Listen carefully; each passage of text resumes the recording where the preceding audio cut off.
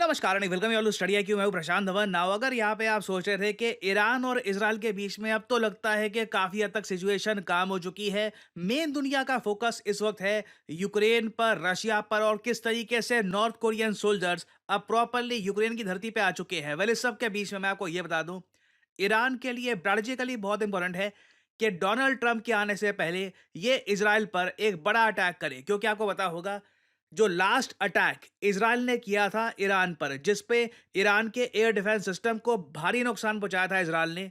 उसके बाद ईरान ने कहा था कि ये लोग रिस्पॉन्ड करेंगे, मगर अभी तक ईरान रिस्पॉन्ड कर नहीं पाया है।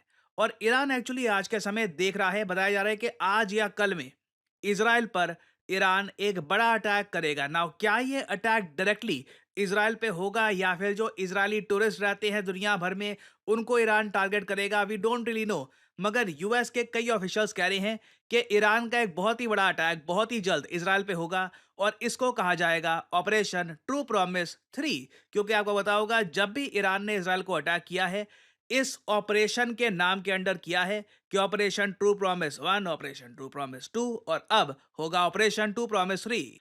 और अगर यहाँ पे आपका सवाल यह है कि ईरान आखिर चाहता क्या है, ऑपरेशन ट्रू प्रॉमिस 3 ये लोग करेंगे फिर इजराइल वापस अटैक करेगा। देखिए, ईरान की कैलकुलेशन बहुत ही सिंपल है। ट्रंप को अभी पावर संभालने में 1.5 महीने के आसपास है।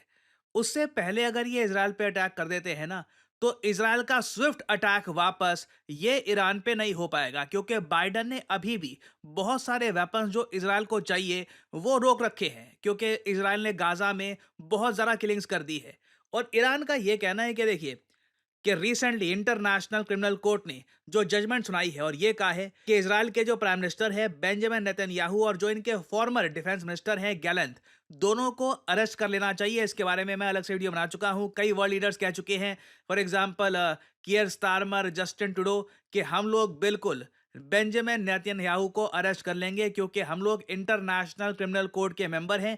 और अगर ये वर्ल्ड लीडर बेंजामिन नेतन्याहू हमारी कंट्री में आया या फिर हमारे एयर स्पेस में भी एंटर किया, immediately he will be arrested. तो इसके बाद से देखिए, ईरान ने ये बोलना स्टार्ट कर दिया है कि ठीक है, अच्छी बात है, बेंजामिन नेतन्याहू के अगेंस्ट एक अरेस्ट वारंट तो आ गया, मगर ये काफी नहीं है। ये मुझे बहुत अजीब लगा। ईरान के जो सुप्रीम लीडर है खमेनी, इन्होंने ऑन रिकॉर्ड कहा है दैट्स नॉट इनफ, ये काफी नहीं है।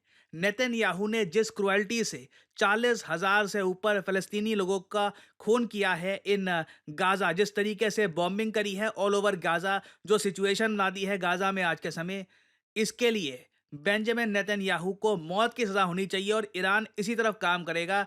तो अगेन देखिए, ईरान के जो टारगेट्स हैं ये बहुत बड़े हैं। अल्टीमेट टारगेट इनका यही है कि जिस तरीके से इजराइल ने बहुत सारे हमास के लीडर्स, इवन हिजबुल्लाह के जो लीडर्स हैं, इनको मार दिया, ईरान चाहता है कि ये लोग इजराइल की जो टॉप लीडरशिप है वहां पर भी बहुत सारी इंपॉर्टेंट किलिंग्स करे। और अगर यहाँ पे आप सोच रहे हैं मगर डोनाल्ड ट्रंप जो आने वाले समय में यूएसए के प्रेसिडेंट बन जाएंगे, अभी टाइम है उसमें, बट बहुत ही जल्द वो यूएस के प्रेसिडेंट बन जाएंगे।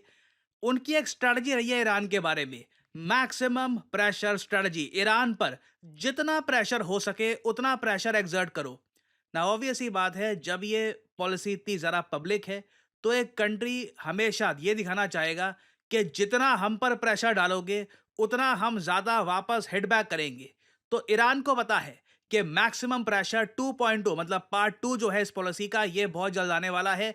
दुनिया भर के एडिशनल सैंक्शंस ईरान पे लगाए जाएंगे। मुझे याद है ट्रंप ने लिटरली कुछ ही हफ्तों पहले, इलेक्शन से पहले, एक स्पीच में ये तक कह दिया था कि ये ईरान के शहरों को बिल्कुल डिस्ट्रॉय कर देंगे, कंप्लीटली ऑब्लिटरेट कर देंगे। जो छोटी सी क्लिप है ये मैं चाहता हूं आप देखें। But if I were the president, I would inform the threatening country, in this case Iran, that if you do anything to harm this person, we are going to blow your largest cities and the country itself to smithereens. We're going to blow it to smithereens. You can't do that. And there would be no more threats. There would be no more threats. But right now we don't have that leadership or the necessary people, the necessary leaders. तो यहाँ पर आपने सुना US presidential candidate जो बहुत ही जल्द USA के president बन जाएंगे, डोनाल्ड ट्रंप, इन्होंने ओपनली ये कहा है कि ईरान के शहरों को और पूरे देश को ही ये स्मिथरीन्स में मतलब कन्वर्ट कर देंगे। स्मिथरीन्स होता है मलबे के छोटे-छोटे टुकड़े जो एक बार को हाथ में भी आप पकड़ो ना, डस्ट बन जाएँगे। तो बेसिकली ट्रम्प की ये लैंग्वेज है अगेंस्ट ईरान और इसके पीछे रीज़न भी है।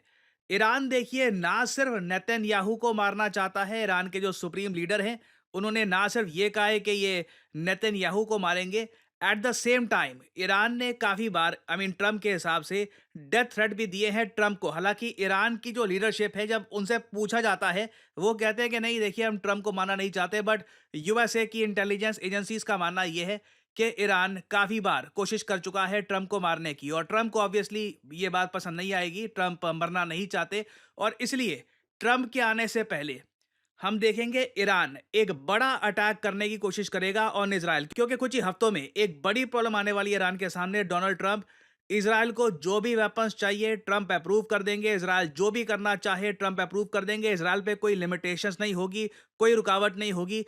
तो अब बेसिकली डरने का कोई फायदा नहीं है ईरान के पास कोई आज के समय रीजन नहीं है कि ये बस बस वेट करे कि कब अटैक आएगा।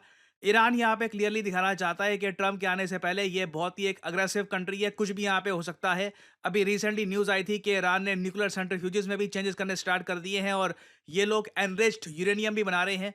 I am pretty sure Iran कोशिश करेगा कि ट्रम्प की पावर संभालने से पहले ईरान ने एक न्यूक्लियर टेस्ट भी करके दिखाए, ताकि यूएस को हमेशा डर रहे कि इस कंट्री से अगर उलझते हैं, कुछ अगर हम करते हैं ईरान के अगेंस्ट, तो उस केस में लार्ज स्केल डिस्ट्रक्शन होने के चांसेस हमेशा बने रहेंगे। तो बहुत ज़्यादा चिंता का विषय है।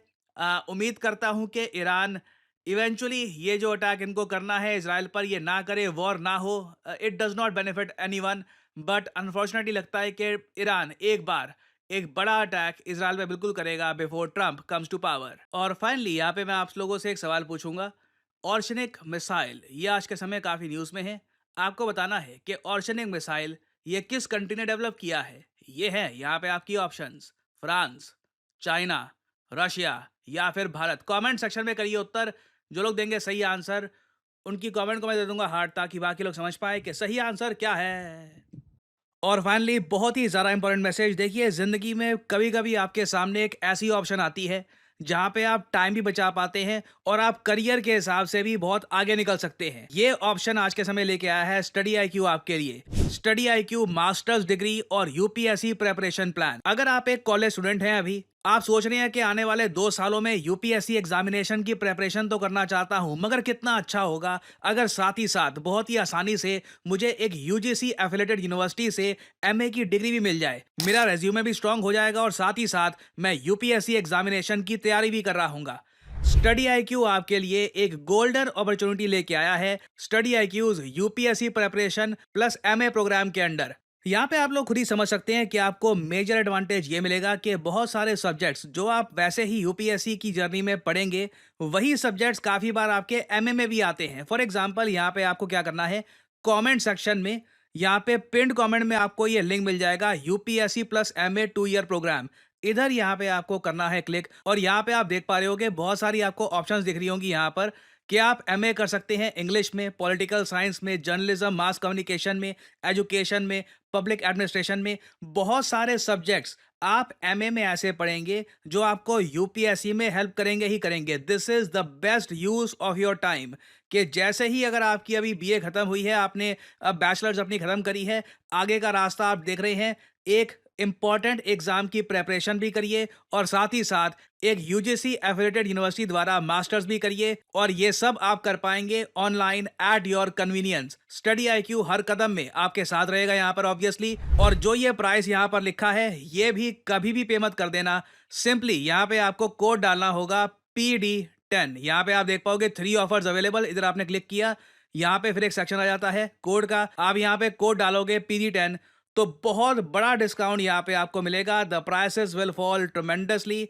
24 महीने का ऑब्वियसली, क्योंकि 2 साल की आपकी एमए होगी, साथ में आप जो यूपीएससी की प्रिपरेशन है स्टडी आईक्यू के साथ वो भी आप कर ही रहे होंगे। तो 2 साल के लिए आपको ये कोर्स मिलेगा। You can by this. और ऑब्वियसली आपके माइंड में अगर ये सवाल है कि अभी मेरी तो डिग्री हुई नहीं है, अभी तो मैंने बस 12th क्लियर किया है, तो क्या करूं? देखिए उसके लिए हमारे पास यूपीएससी प्लस बैचलर्स प्रोग्राम भी है, ये भी आप कर सकते हैं एक्सप्लोर। और मैं जानता हूं बहुत सारे सवाल भी होंगे आपके माइंड में, तो आप इस नंबर पे कॉल कर सकते हैं 7676002400। इस फ़ोन नंबर पे कॉल करके आपको अधिक जानकारी मिल जाएगी कि किस तरीके से ये पूरा सिस्टम काम करेगा। आप अपने करियर में एक बड़ा जायंट लीप कैसे ले पाएँगे। सो यूज़ करिए कोड PD10 क्योंकि बाकी देखिए बहुत सारे और कोड्स भी हैं स्टडी IQ पे but they just do not give you the maximum discount. For example अगर आप यहाँ पे कोड लाइव लगाते हैं, आपको मैक्सिमम डिस्काउंट नहीं मिलेगा। Use the code PD10 to get the maximum discount possible. So इसी नोट के साथ ये है वीडियो का अंत। Thank you for listening and as I always say may the gods watch over you.